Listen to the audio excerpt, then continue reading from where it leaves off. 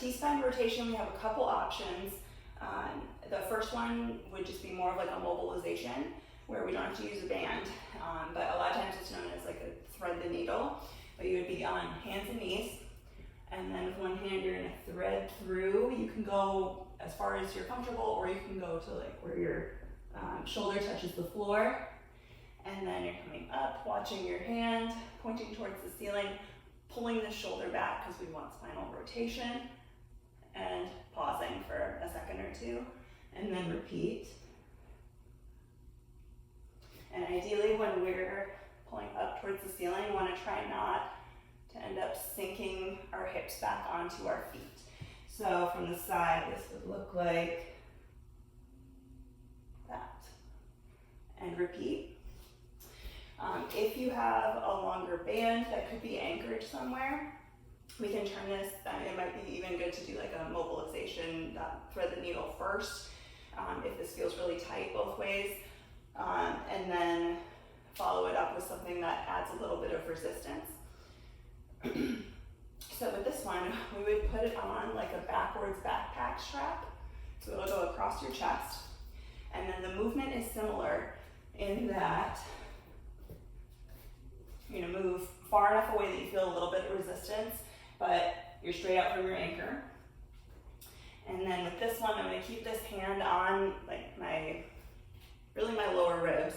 Number one, we don't want them to flare. Number two, it'll keep your backpack strap on, backwards backpack strap. And then you can rotate a little bit towards your anchor, and then pull away. Your hand can move across your ribs a little bit, but as you pull away, same thing, we're trying to look up towards the ceiling. So you can keep your hand here. You can still do kind of a thread the needle motion with a straighter arm. I just wouldn't thread all the way through your strap. Your backpack strap's gonna fall off. So the full motion can look something like this.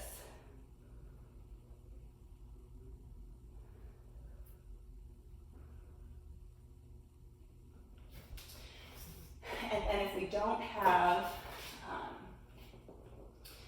something to anchor a band to, you can just use like any band you have and anchor it with one hand. We would do this on both sides, but anchor it with one hand and watch the hand, the floating hand as you rotate to add a little bit of resistance. So either way, regardless of what we choose, we don't want to feel this in our neck. We want to feel it maybe in the shoulder a little bit, and then between the shoulder blades. You might feel a little something in here, again, because we are, like anytime we move or rotate our spine, we're also moving our ribs. But we can chat and get some feedback about it as well. So a couple options with regards to how we're going to rotate your spine, and then we'll progress this.